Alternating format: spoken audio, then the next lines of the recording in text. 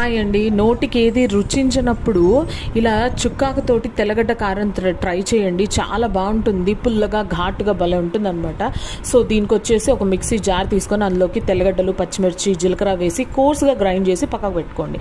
ఈలోపు ఏం చేస్తారంటే టొమాటోస్, ఆనియన్స్, చుక్కకూర మంచిగా కడిగేసి కట్ చేసి పక్కకు పెట్టుకోండి.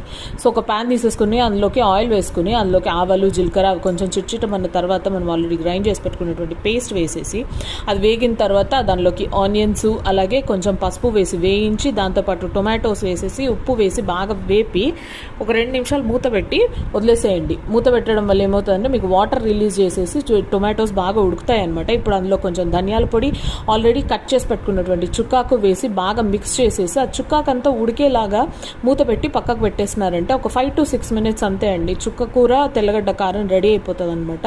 చాలా టేస్టీగా ఉంటుంది. నచ్చితే కనుక ట్రై చేసి ఛానల్ని సబ్స్క్రైబ్